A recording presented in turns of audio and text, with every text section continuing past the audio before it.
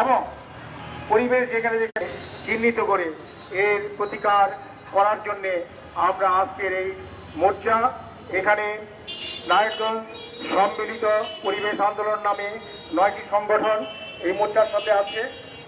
এখানে আছে বাংলাদেশ পরিবেশ আন্দোলন বাপা, নারায়ণগঞ্জ পরিবেশ আন্দোলন, বিজ্ঞান আন্দোলন মঞ্চ, উদিচি নারায়ণগঞ্জ জেলা সংসদ, খেলাঘর নারায়ণগঞ্জ জেলা শাখা, সমমনা সামাজিক সংগঠন, প্রথম আলো বন্ধু সভা আছে, শ্রুতি সাংস্কৃতিক একাডেমি এবং মুক্তিযোদ্ধা নাসিরুদ্দিন শাহ শরীফুন্নেসা ফাউন্ডেশন।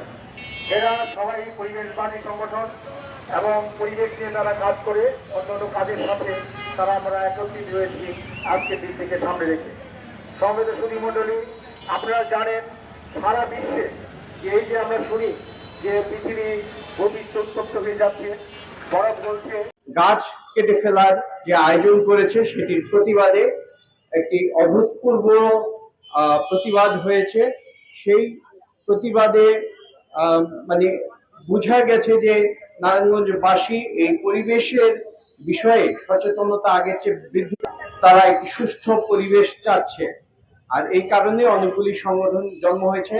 আমরা মুক্তিযোদ্ধা নাসিরুদ্দিন শাহ শরীফুন্নেসা ফাউন্ডেশন, এটি মূলত সমাজসেবামূলক কাজকর্ম করে পরিবেশ নিয়ে। আমরা এই বছরই প্রথম কাজ শুরু করেছি এবং গাছ লাগানো আমরা মূলত প্রাধান্য দিচ্ছি গাছ লাগানোকে। কিন্তু আজকে যখন আমরা দেখতে পাচ্ছি যে শুধু গাছ লাগিয়ে রাখলেই হবে না, গাছকে রক্ষাও করতে হবে। কারণ গাছ লাগালে আমরা দেখতে পাচ্ছি যে এটাকে কেটে নিয়ে যাওয়া হচ্ছে, কোনো কারণ ছাড়াই কাটা হচ্ছে, এবং গাছ রক্ষার যাদের দায়িত্ব তারা তাদের দায়িত্বটি সঠিকভাবে পালন করছে না। আমরা ঢাকা নারায়ণগঞ্জ লিংক রোডের উদাহরণটি দেই যে ঢাকা নারায়ণগঞ্জ লিংক রোড একসময় গাছে শোভিত ছিল, গাছের ছায়া ছিল, এখন সেটি মরুভূমির মতো।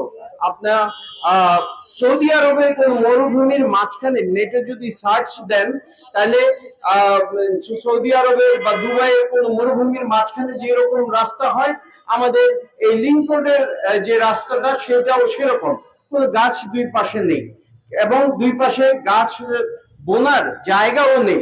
মাঝে কিছু জায়গা রেখেছে, সেই জায়গাগুলিতে এমন সব গাছ বুনছে যেই গাছগুলি আসলে বড় হয়ে ছায়া দিবে না। রঙন গাছ বুনছে খুব ছোট ছোট। আপনার এই যে আপনার পিছনে যে ঝোপঝাড় রয়েছে, এই ঝোপঝাড়ে যতগুলি পাতা রয়েছে 10টা রঙন গাছেও এতগুলি পাতা নেই।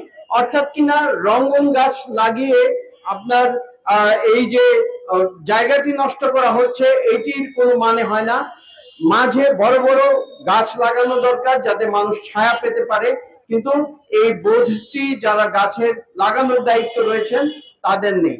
তো যাই হোক, আমরা অনেক বক্তা রয়েছেন, তাদের কথা শুনবো, কিন্তু আমরা এইটুকু বলতে চাই বা এই দাবিটা জানাতে চাই যে আজকে যেই সময়টা বর্ষাকাল শুরু হয়েছে, আসুন আমরা সবাই মিলে যার যার জায়গায়, যার যার সামর্থ্যের জায়গায় একটি করে গাছ লাগাই